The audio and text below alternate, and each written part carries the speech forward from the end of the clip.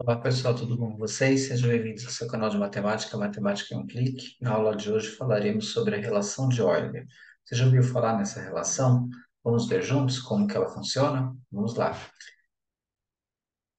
Então, aqui no nosso tema de aula, relação de Euler, a gente tem aqui como que ela funciona, né? Ela é uma estrutura aqui que você vai ter como relacionar, né? O vértice, ou vértices, melhor dizendo, arestas ou arestas, não? Certo? Então, aqui, e as faces, né? Então, a gente vai aplicar nesse vídeo especificamente em uma forma geométrica, né? Mas ela pode ser aplicável em poliedros convexos, né? Em algumas exceções de poliedros não convexos, mas a gente não vai falar nessa aula sobre poliedros convexos e não convexos.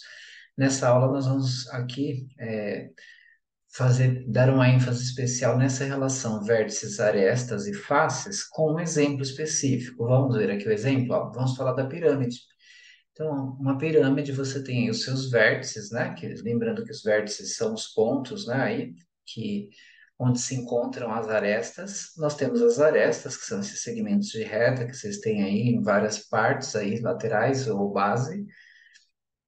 E a gente também tem as faces, né? Aqui no caso da pirâmide, ela tem as faces em forma de triângulo, quando elas são laterais, ou a face da base, né? Que é em forma aqui de um quadrado.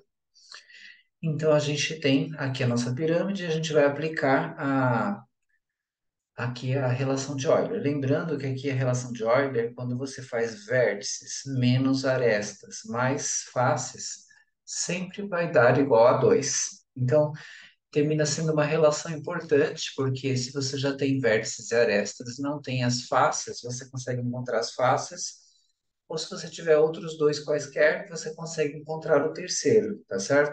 Então vamos ver aqui nesse exemplo, ó. A gente tem cinco faces, né? No caso, na pirâmide, quatro triangulares e aqui uma quadrada, a gente tem oito arestas, né? Que são aí os segmentos que estão aí ligando, né, os vértices. E a gente tem também os vértices, que são os pontos, né? Você tem aqui o ponto que está no topo, é um vértice, né? Você depois tem aqui outro vértice aqui no... Em cada encontro aí, né, entre as arestas, você encontra os seus respectivos vértices, né? São cinco no total.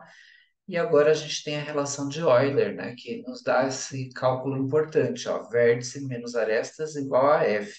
Se você fizer a verificação, a vértices, né, a gente tem no total 5, tá aqui marcando. Arestas a gente tem 8 menos 8 e faces a gente teve aqui 5. Quando você faz 5 menos 8 dá menos 3 mais 5, né, termina dando 2, se você fizer direto, ou você pode fazer também aqui a soma dos positivos, que daria 10, tira o negativo, que é 8, também chega no 2, da mesma forma, como você preferir.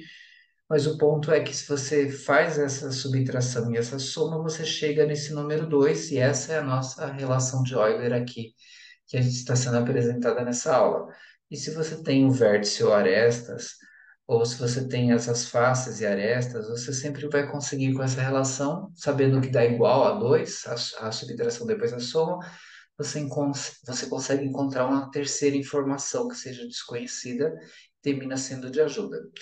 Então, aqui a gente finalizou o nosso exemplo aplicando, nesse caso, para a pirâmide, mas vai variar aí a quantidade de vértices, arestas e faces em cada estrutura geométrica, né? Mas o importante é que após subtrair ou somar, você encontre esse valor 2 no final, que é o que indica aqui na nossa relação de ordem. Forte abraço a todos e até a próxima.